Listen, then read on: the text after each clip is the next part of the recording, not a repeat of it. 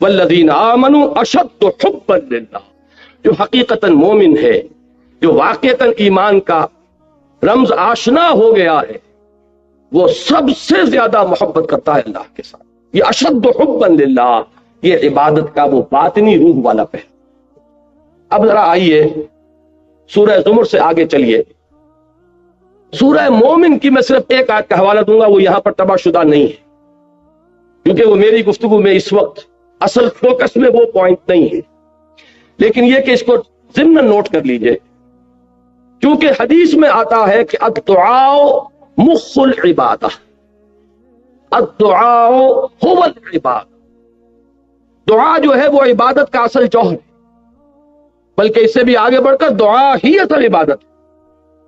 جس کو آپ پکارتے ہیں وہی آپ کا معبود ہے، جس کو آپ نے مشکل کشا سمجھا ہے وہی آپ کا معبود ہے، جس کو حاجت روا مانا ہے وہی آپ کا معبود ہے۔ یہ ہے وہ دعا کا پہلو۔ اس دعا کے ضمن میں اگرچہ قرآن مجید میں دوسرے مقامات پر لا تدعوا مع اللہ احدا، دیکھو اللہ کے سوا کسی اور کو مت پکارنا، اللہ کے ساتھ کسی اور کو شامل نہ کر لینا، یہ شرک فی الدعا ہے۔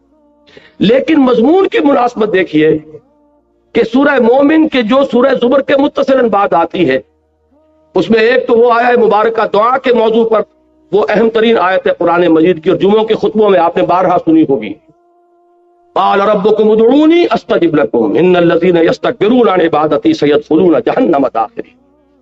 تمہارے رب نے یہ فرمایا ہے پکارو مجھے، مانگو مجھ سے، میں تمہاری دعائیں قبول کروں گا۔ اور چونکہ دعا ہی عبادت ہے، لہذا فرمایا وہ لوگ جو بربنائے استکبار میری عبادت اور مجھ سے مانگنے سے ابا کرتے ہیں، انہیں ذلیل و خوار ہو کر جہنم کا ایندھن بننا پڑے۔ تو اللہ کو پکارو، اللہ سے مانگو۔ لیکن یہ کہ اس سورہ زمر کے ساتھ جو اس کا ربط و تعلق ہے وہ واضح ہوتا ہے آیات نمبر 65 اور 66 کو۔ یہ آیت نمبر 60 تھی جو ابھی میں نے آپ کو سنائی۔ آیت نمبر 65 ہے هو الحی لا الہ الا ہو فادعوہ مخلصین لہ الدین۔ دیکھیے وہی لفظ یہاں، وہ اللہ ہے، وہ زندہ جاوید ہستی کے جس کے سوا کوئی معبود نہیں، بس پکارو اسے، اس کے لیے اپنی اطاعت کو خالص کرتے رہو۔ اگر دعائیں کرتے رہو اور اخلاص فی الاطاعت نہیں ہے، دعائیں تمہارے منہ پر دے ماری جائیں گی۔ یہ دعا کوئی میکینیکل پروسیس نہیں ہے۔ یہ جو آج بہت سے لوگ سوال کرتے ہیں کیا وجہ ہے ہماری دعائیں قبول نہیں ہوتی، پہلے لوگوں کی دعائیں قبول ہوتی تھی۔ نبی اکرم صلی اللہ علیہ وسلم نے اس کی وضاحت کر دی۔ آپ نے نقشہ کھینچا کہ ایک شخص ہے جو بہت دور سے سفر کر کے حرمین پہنچا ہوا ہے، ملتزم سے چمٹا ہوا ہے، یا جبل نور پر ڈھینگا مشتی کر کے اوپر پہنچا ہوا ہے، سب سے اوپر پہلوان قسم کا آدمی، اور اس نے ہاتھ اٹھائے ہوئے ہیں اور پکار رہا ہے اللہ، رجلا اشعث اکبر یطیل السفر، بڑا لمبا سفر کر کے آیا ہے، کپڑے غبار آلود ہیں، بال گردے سے اٹے ہوئے ہیں، یمد یدیہ الی السماء، اور اپنے دونوں ہاتھ آسمان کی طرف پھیلا رہا، یا رب یا رب۔ وَأَنَّا يُسْتَجَابُ لِذَلِكَ، اس شخص کی دعا کیسے قبول ہو؟ وَمَطْعَمُهُ حَرَامٌ وَمَلْبَسُهُ حَرَامٌ وَغُذِيَ بِالْحَرَامِ، حالانکہ اس کا کھایا ہوا حرام کا ہے، اس کا پہنا ہوا حرام کا ہے، اس کا جسم حرام سے بنا ہے، حرام غذا سے تن و توش بنایا ہوا ہے، یہ چیز اس کی دعا کے لیے ایک حجاب بن گئی ہے۔ کیسے ہو؟ فَأَنَّا يُسْتَجَابُ لِذَلِكَ، ایسے شخص کی دعا قبول ہو تو کیسے؟ آپ کو کتابیں ملیں گی دعا کی قبولیت کے مقامات کون کون سے ہیں، دعا کی قبولیت کے اوقات کون کون سے ہیں، یہ ساری چیزیں جمع ہو گئی۔ اس سے زیادہ متبرک مقام کوئی ہوگا، اس سے زیادہ مقدس مقام کوئی ہوگا؟ وہاں پر پہنچ کر بھی انسان دعائیں مانگ رہا، دعائیں اس کے منہ پر دے ماری جاتی۔ کیوں؟ کہ مخلصین لہ الدین، یہ شان ہے، یہ نہیں ہے تو دعا نہیں۔ ہاں یہ بات ذہن میں رکھیے کہ در توبہ جو ہے وہ واہ ہے، کھلا۔ آج توبہ کرے، وہی پہنچ کر توبہ کرے، پختہ عزم کرے کہ پروردگار آج سے اخلاص فی الدین کے ساتھ تیری بندگی کروں گا، جو کچھ ہو چکا ہے اس کو معاف فرما دے، آئندہ کے لیے ایک عزم مصمم کرتا ہوں، تو توبہ کا دروازہ کھلا ہے۔ ما لم یغرغر جب تک کہ موت کے آثار شروع نہ ہو جائے توبہ کا دروازہ کھلا ہے. باز آ ہر چہ ہستی باز آ گر کافر و گبر و بت پرستی باز آ این درگاہ ماں درگاہ نومیدی نیست 100 بار اگر توبہ شکستی باز آ. توبہ کا دروازہ کھلا ہوا ہے لیکن عزم مصمم کرو گے تو ابھی دعا قبول ہوگی. یہی سورہ بقرہ میں آیا ہے وہ رمضان کے ذکر کے بعد وَإِذَا سَأَلَكَ عِبَادِي عَنِّي فَإِنِّي قَرِيبٌ أُجِيبُ دَعْوَةَ الدَّاعِ إِذَا دَعَانِ فَلْيَسْتَجِيبُوا لِي وَلْيُؤْمِنُوا بِي لَعَلَّهُمْ يَرْشُدُونَ. میں کہا کرتا ہوں کہ یہ ون وے ٹریفک نہیں چل سکتا کہ تم ہم سے منوائے جاؤ. ہماری بھی تو مانو, جو ہم کہہ رہے ہیں اسے بھی تو سنو, ہماری پکار پر بھی تو لبیک کہو. یہ تو دو طرفی معاملہ ہے. فاذکرونی اذکرکم, تم مجھے یاد رکھو میں تمہیں یاد رکھوں. ان تنصروا اللہ ینصرکم, اگر تم اللہ کی مدد کرو گے اللہ تمہاری مدد کرے. حدیث میں آتا ہے کہ میرا بندہ میری طرف چل کر آتا ہے تو میں دوڑتا ہوں, وہ بارش بھر آتا ہے میں ہاتھ بھر آتا ہوں, وہ مجھے اگر اپنے دل میں یاد کرتا ہے میں بھی اسے اپنے جی میں یاد کرتا ہوں, وہ میرا ذکر اگر کسی محفل میں کرتا ہے میں اس سے بہت اعلیٰ محفل میں اس کا ذکر کرتا ہوں. یہ دو طرفہ معاملہ ہوگا, لہذا مجھ سے منوانا ہے تو میری مانو. فَلْيَسْتَجِيبُوا لِي وَلْيُؤْمِنُوا. اب اسی دعا کے مادے سے ایک لفظ اور بنتا ہے دعوت. دیکھیے انفرادیت سے اب میں اجتماعیت کی طرف جا رہا ہوں. انفرادیت سے اجتماعیت کا جو پل ہے وہ دعوت ہے. ایک اللہ کا بندہ جس نے انفرادی سطح پر اس توحید کے عملی تقاضے کو اپنی زندگی میں پورا کر لیا, وہ بندہ رب بن گیا. وہ انشراح صدر سے کہہ سکتا ہے کہ انی عبد اللہ, میں اللہ کا بندہ ہوں. اب وہ کیا کرے گا؟ اب اسی کی دعوت دے گا. اس لیے کہ ایک فرد سے چراغ روشن ہوگا, دیے سے دیا جلے گا. یہ بات تم نے اگر اپنی زندگی میں اختیار کی ہے اب اس کو عام کرو. جس سے تم محبت کر رہے ہو اس کی محبت کی جوت جگاؤ دوسروں کے دلوں میں. جس کی اطاعت کو تم نے اپنے اوپر لازم کیا ہے اسی کی اطاعت کی طرف لوگوں کو بھی دعوت دو کہ اس کے سامنے جھکیں. یہ ہے مرکزی آیت سورہ حامیم السجدہ کی. وَمَنْ أَحْسَنُ قَوْلًا مِّمَّنْ دَعَا إِلَى اللَّهِ وَعَمِلَ صَالِحًا وَقَالَ إِنَّنِي مِنَ الْمُسْلِمِينَ. اس شخص سے بہتر بات اور کس کی ہوگی جو اللہ کی طرف بلائے اور اس کا اپنا عمل درست ہو. یہ نہیں ہے. یہ سورہ بقرہ میں یہودیوں کے بارے میں فرمایا گیا أَتَأْمُرُونَ النَّاسَ بِالْبِرِّ وَتَنْسَوْنَ أَنفُسَكُمْ وَأَنْتُمْ تَتْلُونَ الْكِتَابَ فَلَا تَعْقِلُونَ. کیا تم لوگوں کو نیکی کی دعوت دیتے اور اپنے آپ کو بھول جاتے ہو؟ حال ہے کہ تم کتاب پڑھ رہے ہو تو کیا تم عقل سے کام نہیں لیتے؟ یہ ان کا طرز عمل تھا جو بدقسمتی سے آج ہم نے بھی اپنایا ہوا ہے.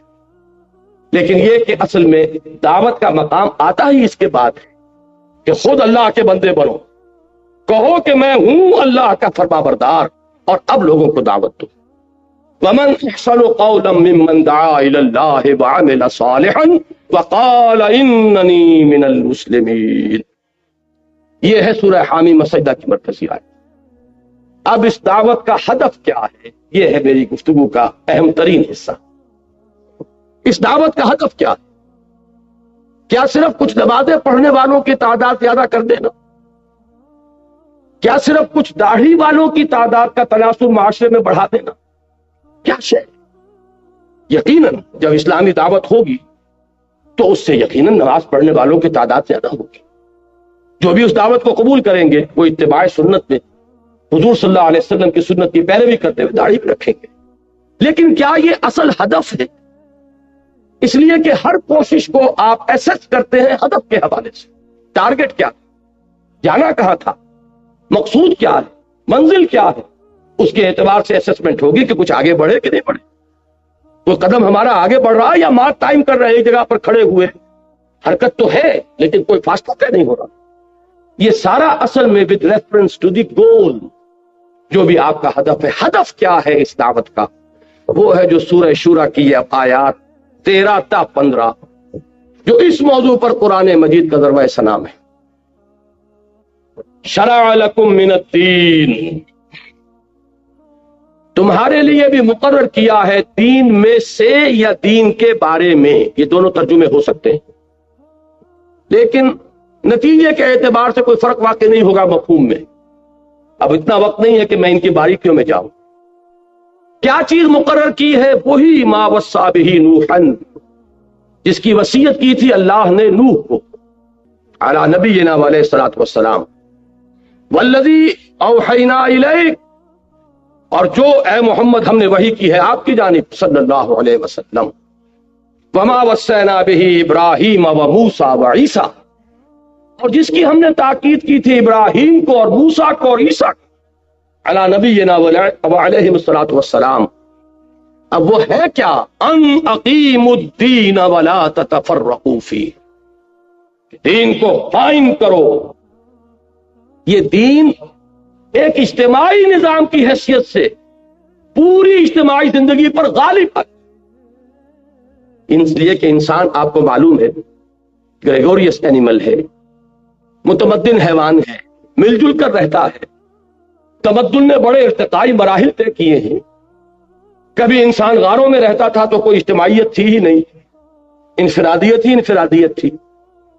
اس سے آگے ایک قبیلے کا نظام بنا تو کچھ نہ کچھ اجتماعیت آئی، اور دیکھیے نوٹ کریے جیسے جیسے اجتماعیت آئے گی انفرادیت کا دائرہ تنگ ہو جائے گا۔ آپ فلاں قبیلے کے ہیں، یہ اس کی رسم ہے، یہ اس کی ریت ہے، یہ اس کی روایت ہے، یہ اس کا شیخ ہے، اس کا کہنا ماننا پڑے گا، چاہے کسی جوان کا خون کھول رہا ہو، لیکن یہ کہ قبیلے کی روایت ہے، قبیلے کا نظم ہے، قبیلے کی قانون ہے، آپ کو پابندی کرنی پڑے۔ جہاں بھی نظام کی طرف پہلا قدم آیا ہے انفرادیت کا دائرہ سکڑنا شروع۔ اب بعض شہر تو ایسے تھے جو ایک ہی قبیلہ ان میں آباد تھا، اس سے اگلا سٹیپ جو انسان نے لیا ہے اجتماعیت کی طرف، چند قبیلوں نے مل جل کر ایک شہر میں رہنا شروع کیا۔ اس سے وہ چیز وجود میں آئی جسے آپ شہری ریاست کہتے ہیں، سٹی اسٹیٹ۔ اس لیے کہ جب چند قبیلے رہیں گے تو ایک تو ان کا اپنا اپنا یونٹ ہے، ان کے اپنے رسوم ہیں، رواجات ہیں، ان کی اپنی روایات ہیں، لیکن یہ کہ جو انٹر ایکشن ہوگا ان کے مابین، اس کے لیے کچھ نہ کچھ طے کرنا پڑے، کچھ نہ کچھ اصول ہوں گے، وہ لکھے ہوئے ہوں یا نہ ہوں، اس سے کوئی فرق واقع نہیں ہوتا، لیکن کچھ نہ کچھ ایک دستور جو ہے وہ بالکل ایک ابتدائی اور پریمیٹیو فارم میں وہ پیدا ہو جائے گا جبکہ دو قبیلے ایک جگہ رہیں۔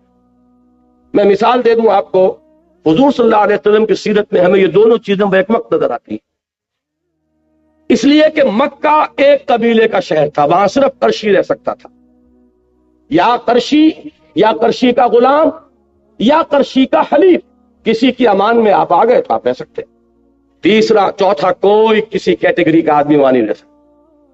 وہ تھا ایک قبیلے کا شہر، تمدن کے اعتبار سے یہ زیادہ پریمیٹیو تھا۔ مدینہ منورہ 5 قبیلوں کا شہر تھا، تمدن کے اعتبار سے ایک سٹیپ فارورڈ، اس لیے کہ 3 قبیلے یہود کے آباد تھے، بنو نذیر، بنو قینقاع، بنو قریظہ، اور 2 تھے اصل عرب قبائل جو یمن سے آ کر آباد ہوئے، اوس اور خزرج۔ اب ظاہر بات ہے کہ ان کے مابین کچھ نہ کچھ طے ہوگا، قبیلے کا اپنا نظام تو چلے گا اپنی روایات کے مطابق، لیکن یہ کہ آپس میں معاملہ ہوگا تو کیسے ہوگا، کچھ نہ کچھ بات طے کرنی ہوگی۔ اور یہ بات شاید عجیب لگے بہت سے حضرات کو جن کے علم میں پہلے نہ ہو کہ ان کے ہاں یہ طے تھا کہ ایک اوسی کی قیمت کے مقابلے میں خزرجی کی قیمت 3 گنا ہوگی، اس لیے کہ خزرج بڑا قبیلہ تھا، اوس چھوٹا تھا۔ تو اگر کوئی خزرجی قتل کر دے اوسی کو تو فرض کیجئے کہ 10,000 دینے پڑے، تو اگر کوئی اوسی قتل کر دے گا خزرجی کو تو 30,000 دینے پڑے۔ اب آپ سوچئے کہ جو اوسی نوجوان ہوتے ہوں گے ان کے خون کھولتے ہوں گے کہ نہیں، کہ کیا میرے خون کی قیمت اس خزرجی کے مقابلے میں کیا ہے، یہ مجھ سے کوئی اعلیٰ ترین، لیکن یہ کہ طے ہے، قبیلے کا آپس میں معاملہ بنا ہوا ہے، ماننا پڑے گا۔ تو یہ سٹی اسٹیٹ قائم کی۔ سٹی اسٹیٹ سے آگے بڑھے آپ تو بڑی بڑی مملکتیں، ایمپائرس، اور حضور کے زمانے میں بھی یہ 2 ایمپائرس تھے، Roman empire and the Persian empire, یہ 2 عظیم اس وقت کی سپر پاورز تھی۔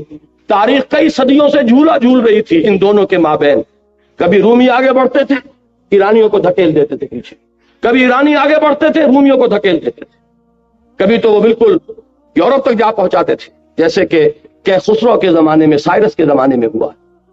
بہرحال یہ بھی جو تمدن کی سطح ہے موجود تھی۔ اس کے بعد اب ایک سٹیپ اس کے بعد سے آج تک انسان نے لیا ہے، اور وہ یہ ہے کہ اب کانسیپٹ آف اسٹیٹ، ریاست کا تصور۔ پہلے ریاست اور حکومت گڈمڈ تھے، آپ حکومت کے وفادار ہیں کہ ریاست کے وفادار ہیں، اس میں کوئی فرق نہیں تھا۔ جو بھی حاکم کے خلاف اگر کھڑا ہو گیا تو باغی قرار پائے. حضرت حسین رضی اللہ تعالیٰ عنہ کا معاملہ کیا تھا.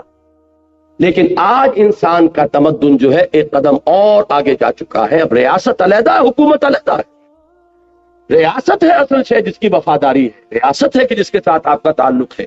حکومت کو تو بنانا یہ آج عوام کا حق تسلیم کیا گیا. بنائیں یا بگاڑ دیں، ختم کر دیں، بدل دیں. تو یہ جو کانسیپٹ ہے اسٹیٹ کا، اب یہاں بات بہت آسان ہو گئی ہے کہ توحید کا عملی تقاضا اجتماعی سطح پر کیا ہوگا کہ ایک اسلامی ریاست جو بہمہ وجوہ اسلامی ہو، جو پوری انسانی زندگی اور اس کے جملہ اجتماعی پہلوؤں کو اپنے ہاتھے میں لے لے، اس پر اللہ کا دین غالب ہو جائے. زندگی کا کوئی گوشہ اس کے دائرے سے باہر نہ رہے. سماجی نظام ہو تو اس کے تحت، معاشی نظام ہو تو اس کے تحت، سیاسی نظام ہو تو اس کے تحت، قانون فوجداری ہو تو اس کا، قانون دیوانی ہو تو اس کا، قانون شہادت ہو تو اس کا، قانون وراثت ہو تو اس کا. اس میں صرف اکوموڈیٹ کرتی ہے اسلامی ریاست کہ مائنورٹیز کو پرسنل لا میں ان کو اجازت دے دی جائے گی. وہ عبادت جس طرح چاہیں کریں، شادی بیاہ جیسے چاہیں کر لیں، نکاح طلاق کے جو قوانین چاہیں بنا لیں، لیکن یہ ہے کہ لا آف دی لینڈ وہ اللہ کا ہوگا. یہ ہے اقامت دین. دین کو ایک نظام کی حیثیت سے قائم کر دے کہ وہ صرف انفرادی افیئر بن کر نہ رہ جائے. میں نے تو جیسا کہ عرض کیا تھا نا کہ وہ ہمارے ہاں تو انفرادی بھی نہیں رہا، وہ صرف عقیدے کی چیز بن کر رہ گیا. یہ توحید کی تکمیل جو ہوگی اس وقت ہوگی، وہ جس کو اقبال نے کہا ہے نا کہ وقت فرصت ہے کہاں، کام ابھی باقی ہے، نور توحید کا اتمام ابھی باقی ہے. یہ نور توحید کا اتمام کب ہوگا؟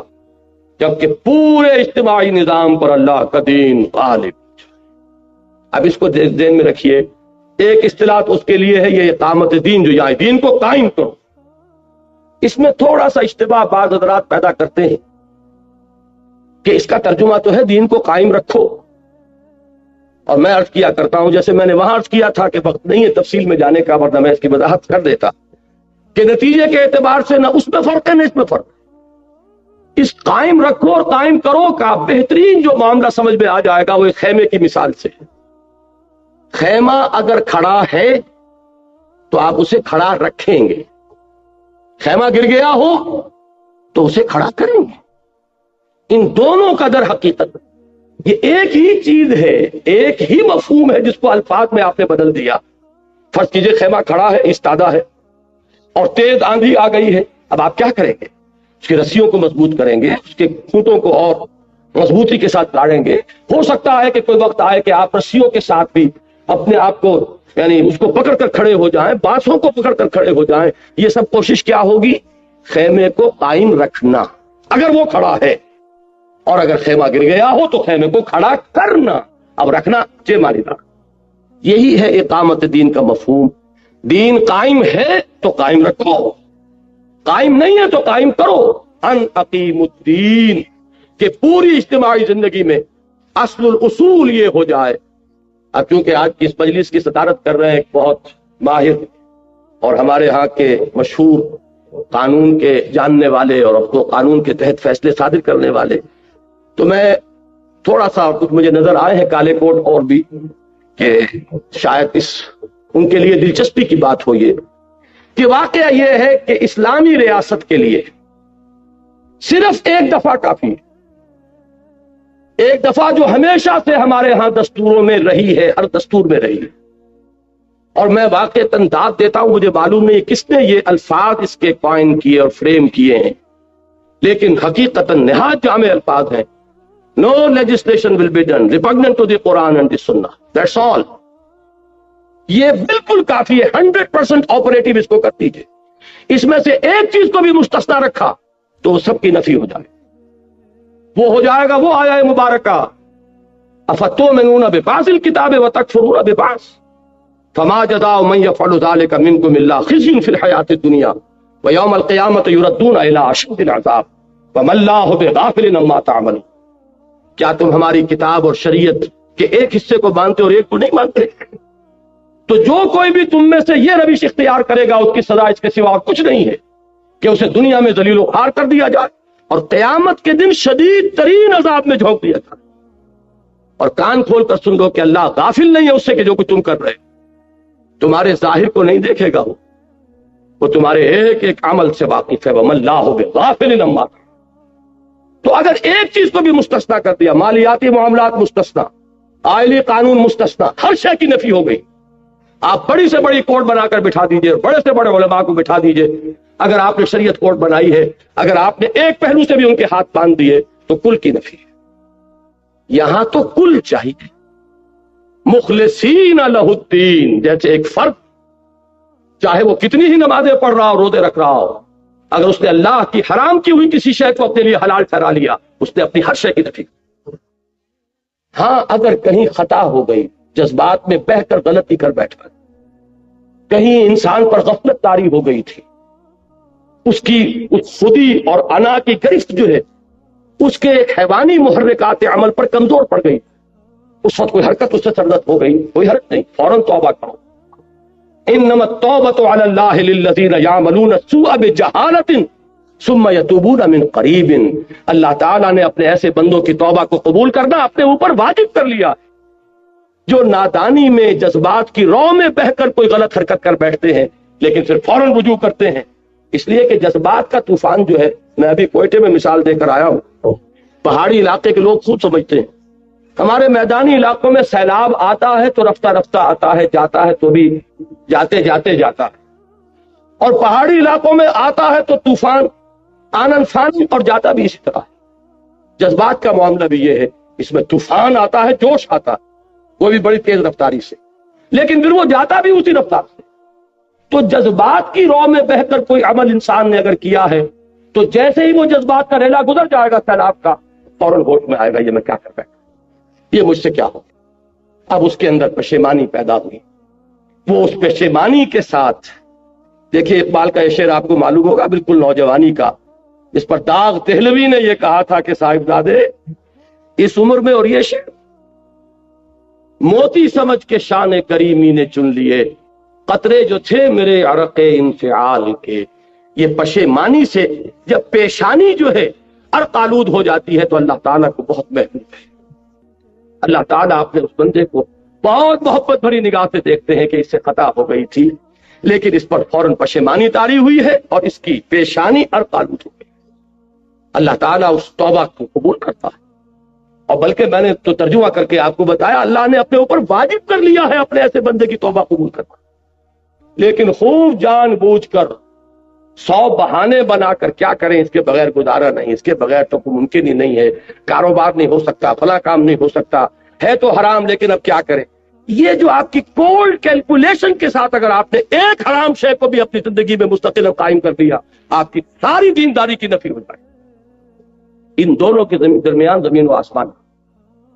اسی طریقے سے اجتماعی سطح پر زندگی کے کسی گوشے کو بھی مستثنا کر لیں گے تو آپ کا زکوٰۃ کا نظام اور صلاۃ کا نظام جو ٹوٹے پھوٹے انداز میں جو بھی قائم کیا گیا یا نہیں کیا گیا، اس کی کوئی حقیقت نہیں رہ جائے گی جب تک کہ یہ ایک دفعہ 100% آپریٹو نہ ہو. باقی جن چیزوں پہ اصل جھگڑے ہمارے ہاں ہوتے ہیں کا اسلام سے کوئی تعلق نہیں. کوئی نص نہ قرآن کی ہے نہ حدیث کی ہے کہ آپ کا نظام جو ہے وہ پارلیمانی ہونا چاہیے کہ صدارتی ہونا چاہیے، آپ کا کانفیڈریشن ہونا چاہیے یا فیڈریشن ہونا چاہیے، یونٹری سسٹم آف گورنمنٹ ہونا چاہیے. کوئی لیجسلیچر بائی کیمرل ہو، یونی کیمرل ہو، جو چاہو کرو، لیکن بس ایک دفعہ کو 100% آپریٹو کر دو. ہر شخص کو ہر وقت یہ حق حاصل ہو کہ وہ عدالت عالیہ کا جا کر کنڈا کھٹکھٹائے کہ جناب میں ثابت کرتا ہوں کہ فلاں قانون کی فلاں دفعہ کتاب و سنت کے خلاف. کیجئے، آئیے، علماء آئے، جو آئے آگو کریں، ثابت کر دیں گے تو وہ کل عدم ہو جائے. اگر کوئی پارلیمنٹ کے زیر غور ہے کوئی قانون، ابھی وہ بل کی شکل میں ہے، ابھی وہ تجویز کی صورت میں ہے، اسی کو آپ کھٹکھٹا سکتے ہیں کہ اس کی فلاں شق جو ہے وہ کتاب و سنت کے منافی میں ثابت کرتا ہوں، وہ اسی وقت ختم ہو جائے. اس ایک چیز کو آپ قائم کر دیجئے کہ مطاع مطلق اللہ ہے اور زندگی کا کوئی گوشہ اس سے مستثنا نہیں. اس کے دین کا غلبہ ہے پورے کے پورے نظام اطاعت پر. میں عرض کر رہا تھا کہ یہ قرآن مجید میں اصطلاحات متعدد ہیں، مفہوم ایک ہی۔ بالکل آغاز میں فرمایا گیا تھا یا ایھا المدثر قم فانذر وربک فکبر، اے لحاف میں لپٹ کر لیٹنے والے صلی اللہ علیہ وسلم، اب اٹھو، کمر کس لو، اپنی عملی جد و جہد کا آغاز کرو۔ اور اس کا نقطہ آغاز کیا ہے؟ انذار، آخرت کی خبر دینا۔ نیند کے ماتوں کو جگاؤ، یہ سمجھے ہوئے ہیں کہ یہی بس دنیا ہی دنیا ہے، کوئی آخرت نہیں، کوئی حساب کتاب نہیں۔ انہیں بتاؤ کہ ایک دن اٹھنا ہے مرنے کے بعد، اور اپنے رب کے حضور میں حاضری ہے، جواب دہی۔ اور تمہاری اس عملی جد و جہد کی منزل کیا ہے؟ تکبیر رب، رب کو بڑا کرو، یعنی رب کی بڑائی نافذ کرو۔ وہ نظام ہو جائے کہ جس میں مانا جائے کہ سپریم اتھارٹی اللہ، ان الحکم الا للہ۔ اسی لیے میں نے سورہ بنی اسرائیل کی جو آخری آیت پڑھی تھی اپنے خطاب کے آغاز میں، وہ اس اعتبار سے کہ وہ آیت بھی میرے نزدیک توحید کے موضوع پر جامع ترین آیات میں سے قرآن مجید ہے۔ قل الحمد للہ الذی لم یتخذ ولدا، کہو کہ کل شکر اور کل تعریف اس اللہ کے لیے جس نے کسی کو اپنا بیٹا اولاد نہیں بنایا۔ نمبر ایک، وَلَمْ يَكُنْ لَهُ شَرِيكٌ فِي الْمُلْكِ، اس کا کوئی ساجی نہیں ہے حکومت میں، حاکم حقیقی صرف۔ وَلَمْ يَكُنْ لَهُ وَلِيٌّ مِّنَ الذُّلِّ، نہ ہی اس کا کوئی دوست ہے اس کی کسی کمزوری کے باعث۔ تم دوستیاں پالتے ہو اپنی کمزوری کی وجہ سے کہ دوست کبھی کام آئے گا۔ جب اس وجہ سے کسی کی دوستی پالتے ہو تو دوست کی ناجائز بات بھی ماننی پڑتی ہے۔ اللہ کے دوست ہیں، اولیاء اللہ ہے، لیکن کسی ظلم کے باعث نہیں، کسی کمزوری کے باعث نہیں ہے کہ اس کا کوئی ولی اس سے کوئی ناروا بات تسلیم کرا سکے۔ وَكَبِّرْهُ تَكْبِيرًا، اور اسے بڑا کرو جیسے کہ اس کی بڑائی کا حق ہے۔ ہماری بدقسمتی ہے کہ تکبیر کے معنی بھی ہم نے سمجھ لی اللہ اکبر کہنا۔ بہت جوش آیا اور نعرہ تکبیر، اور زور سے مارا نعرہ، اور ساری جو سٹیم آؤٹ ہو گیا، سارا جوش وہیں کا وہیں، آگے عمل کے لیے کچھ رہتا ہی نہیں۔ اور تکبیر کے معنی یہ سمجھے کہ اللہ اکبر کہنا، حالانکہ اللہ اکبر کہنا تو اس کے معنی جزون یا مجازن ہوں گے۔ تکبیر کے لفظی معنی کیا ہے؟ کسی شے کو بڑا کرنا۔ اس میں تصغیر تو آپ نے پڑھا ہوگا گرامر میں، کسی چیز کو چھوٹا کرنا، ریور سے ریویولٹ، بک سے بکلیٹ، یہ چھوٹا کرنا، اس میں تصغیر ہے۔ کتاب سے کتابچہ۔ تسہیل کے معنی کیا ہے؟ کسی شے کو آسان بنانا۔ تکبیر کے معنی کسی کو بڑا کرنا۔ اللہ بڑا تو ہے لیکن اس کی بڑائی یہاں نافذ نہیں ہے، قائم نہیں ہے، مانی نہیں جا رہی اس کی بڑائی کو نافذ۔ یہ ہے ہدف محمد الرسول اللہ صلی اللہ علیہ وسلم کا، پوری جد و جہد کا جو ہدف ہے۔ یہی وہ چیز ہے جو یہاں فرمائی ان اقیموا الدین، یہی وہ چیز ہے کہ جو قرآن مجید کی مدنی صورتوں میں 3 جگہ پر آئی۔ هو الذی ارسل رسولہ بالہدی ودین الحق لیظہرہ علی الدین کلہ، وہی ہے اللہ جس نے بھیجا اپنے رسول کو صلی اللہ علیہ وسلم الہدی اور دین حق دے کر، تاکہ غالب کریں اسے کل کے کل دین پر، پورے کے پورے نظام اطاعت پر، کوئی بھی حصہ مستثنا رہ گیا۔ آپ کو معلوم ہے کہ کل میں سے چاہے چھوٹا سے چھوٹا جز نکال لیں، باقی جو ہوگا وہ بھی اب کل نہیں جز رہ جائے گا۔ 100 میں سے 1 نکال لیں گے تو 99 بھی کل نہیں ہے، وہ بھی اس کا ایک جز۔ تو کوئی چیز بھی نکل گئی تو علی الدین کلہ ہی کا تقاضا ختم۔ یہی مفہوم آیا ہے سورہ انفال میں، اور یہ کب آیا؟ جبکہ حضور کی وہ انقلابی جد و جہد جس پر مجھے تفصیل سے گفتگو کل کرنی ہے انشاءاللہ، وہ جو آپ کو کوئی ایک نقشہ سا تقسیم ہوا ہوگا، نارتھ ناظم آباد میں میری ایک تقریر کل ہے۔ یہ جو تکبیر رب ہے یا اقامت دین ہے یا اظہار و دین الحق علی الدین کلہ ہی ہے، اس کے لیے جدید اصطلاح ہے اسلامی انقلاب۔ وہ اسلامی انقلاب کیا ہے؟ اللہ کے نظام کی بالادستی۔ اسی کے لیے جب حضور کی انقلابی جد و جہد کا مرحلہ وہ آ گیا، آرمڈ کانفلکٹ والا، مسلح تصادم والا، تو فرمایا گیا سورہ انفال میں وَقَاتِلُوهُمْ حَتَّى لَا تَكُونَ فِتْنَةٌ وَيَكُونَ الدِّينُ كُلُّهُ لِلَّهِ۔ اے مسلمانوں، اب جب کہ تمہاری تلواریں نیاموں سے باہر آ گئی ہیں، اب یہ واپس نیام میں نہیں جائیں گی جب تک کہ بغاوت اور فتنہ اور فساد بالکل فرو نہ ہو جائے، اور دین کل کا کل صرف اللہ کے لیے۔ یہ کل کے لفظ پر غور کیجئے۔ آپ نے اگر کچھ اجزاء کو سمیٹ کر اور سمجھا ہوا ہے کہ آپ نے دین کو سینے سے لگا رکھا ہے، تو یہی ہے اصل میں مغالطہ، یہی ہے سنویت، یہی ہے تسلیس۔ کہیں دین انسان کے نظام زندگی کو 3 حصوں میں تقسیم کر دیا گیا۔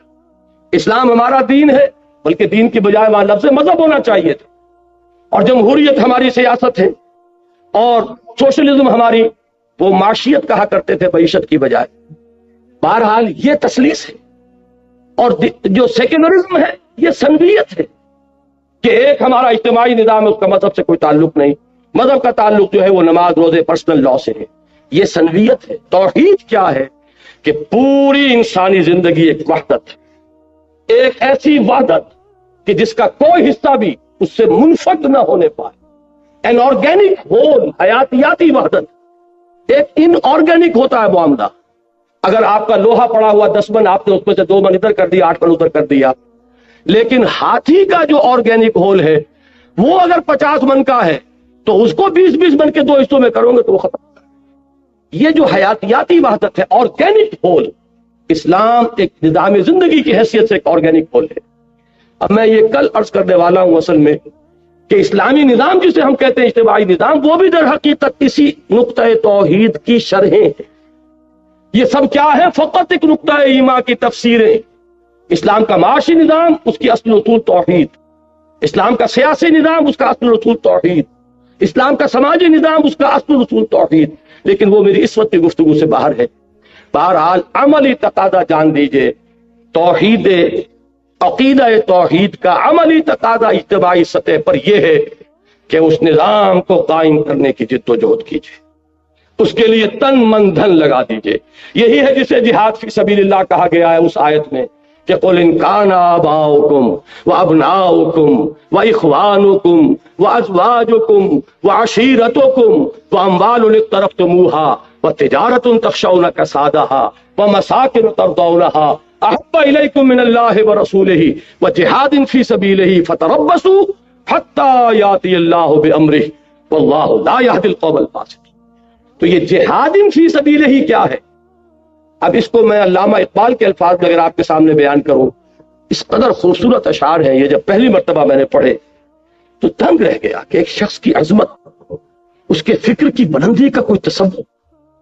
اقبال نے جو کہا تھا غالب کے بارے میں کہ فکر انسان پر تیری ہستی سے یہ روشن ہوا، ہے پرے مرغ تخیل کی رسائی تا کجا۔ تو میں سمجھتا ہوں کہ غالب کے بارے میں تو خیر انہوں نے کہا، اور میں اس پہ کوئی تنقید نہیں کرتا، میں سمجھتا ہوں کہ کچھ احتراماً ادباً کہا ہے۔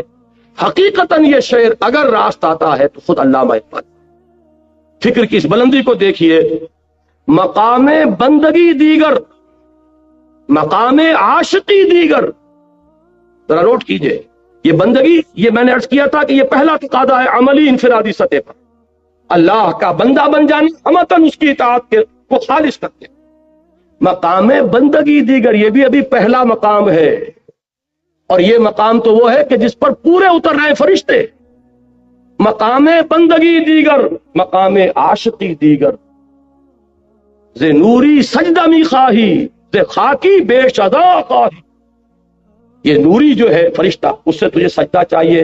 وَنُسَبِّحُ وَنُقَدِّسُ لَكَ نَحْنُ نُسَبِّحُ بِحَمْدِكَ وَنُقَدِّسُ لَكَ، یہ تو ان کی شان ہے ہی ہے، اللہ کے ہر حکم کی تعمیل کر رہے ہیں، لیکن اس سے آگے اس سے تقاضا کچھ نہیں ہے۔ اس خاکی انسان سے اللہ تیرا تقاضا اس سے بھی کہیں زیادہ ہے۔ ز نوری سجدہ می خواہی، ز خاکی بے شدا خواہی، چنا خود را نگہداری کے بائیں بے نیادی ہا، شہادت پر وجود خود ز خون دوستاں۔ تو چاہتا کیا ہے؟ تیرے چاہنے والے اپنے خون کی سرخی سے تیری توحید کے نظام کو قائم کرے، تیرا نظام دنیا میں برپا کرے، اپنی گردنیں کٹوائیں۔ ان اللہ یحب الذین یقاتلون فی سبیلہ صفا کانہم بنیان مرصوص۔ اللہ کو تو محبت اپنے ان بندوں سے ہے جو اس کی راہ میں جنگ کرتے ہیں صفے باندھ کر، گویا کہ سیسا پلائی ہوئی دیوار ہے۔ یہ مقام عاشقی ہے۔ کیوں ہے؟ ذرا سمجھ لیجئے اس کو بھی۔ اس کو ایک حدیث کے حوالے سے بہت خوبصورتی سے سمجھا جا سکتا ہے۔ حضور فرماتے ہیں، یہ ویسے تو بیہقی کی روایت ہے، لیکن مولانا اشرف علی تھانوی رحمۃ اللہ علیہ نے جو خطبات جمعہ مرتب کیے ان میں بھی یہ حدیث انہوں نے شامل کی ہے۔ اوحى اللہ عز وجل الی جبرائیل علیہ الصلوۃ والسلام ان اقلب مدینۃ کذا و کذا باہلھا، اللہ تعالیٰ نے حضرت جبرائیل کو حکم دیا کہ فلاں فلاں بستیوں کو اس کے رہنے والوں سمیت الٹ دو، پلٹ کر دو۔ جیسے عذاب قوم لوط پر آیا یا کسی اور قوم پر آیا، اس طرح کے عذاب کی بستی کا حکم، عذاب استیصال، عذاب ہلاکت۔ قال فقال، حضور فرماتے کہ اس پر حضرت جبرائیل نے عرض کیا بارگاہ خدا بندی میں، ان فیہا عبدک فلانا لم یعصک طرفۃ عین، پروردگار اس بستی کو الٹ دو، درا حالے کہ اس میں تو تیرا وہ بندہ بھی ہے، فلاں بندہ جس نے کبھی پلک جھپکنے جتنی دیر بھی معصیت میں بسر نہیں کی۔ اب مقام بندگی پر با تمام و کمال متمکن ہونے کا اس سے آگے کوئی مقام ہے، کوئی مرتبہ ہے؟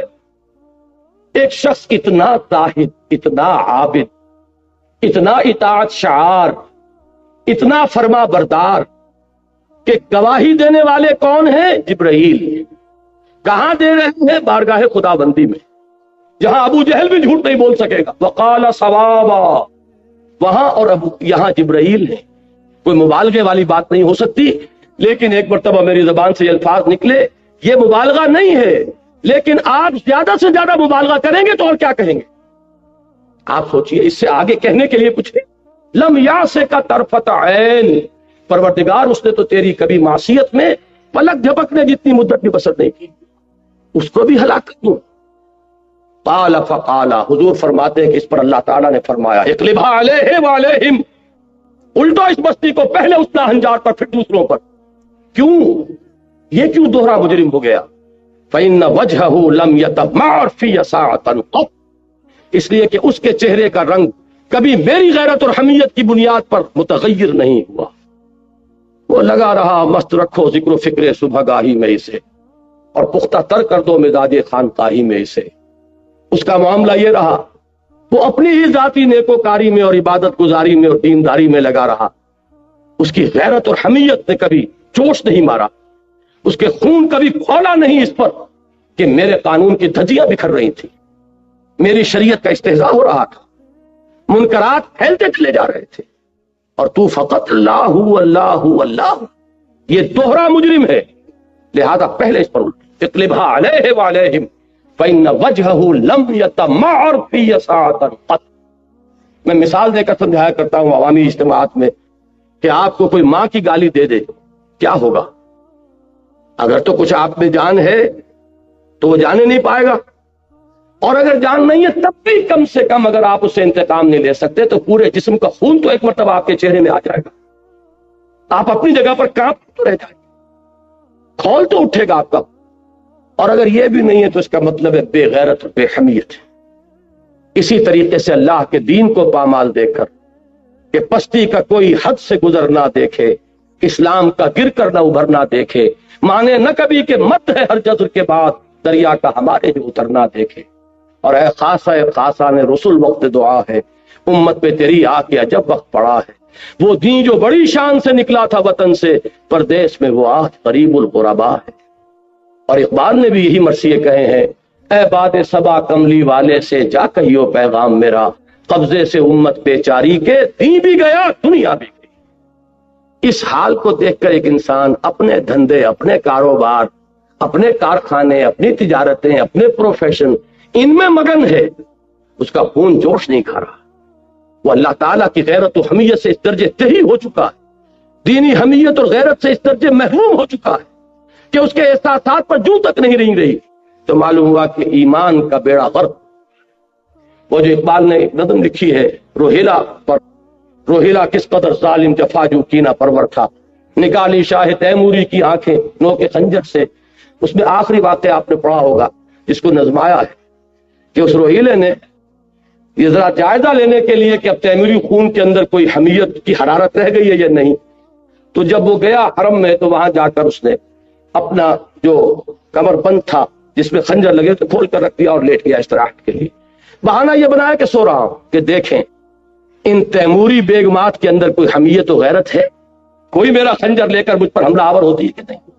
جب دیکھا کہ کچھ نہیں ہوا تو کہا کہ غیرت نام تھا جس کا گئی تیمور کے گھر سے، وہ غیرت دینی ہے کہ جس سے ہم تہی دست ہو چکے، اور توحید کا تقاضا یہ ہے، توحید کے تقاضے میں بشریت اور نور کا جھگڑا، توحید کے مباحث کے اندر سایہ تھا کہ نہیں تھا، توحید کے مباحث اور شرک کے مباحث میں علم غیب کا جھگڑا جو کبھی طے ہوا نہ ہوگا، اس لیے کہ سوائے لفظی نزاع کے کچھ بھی نہیں، وہ ایک لفظی جھگڑا ہے۔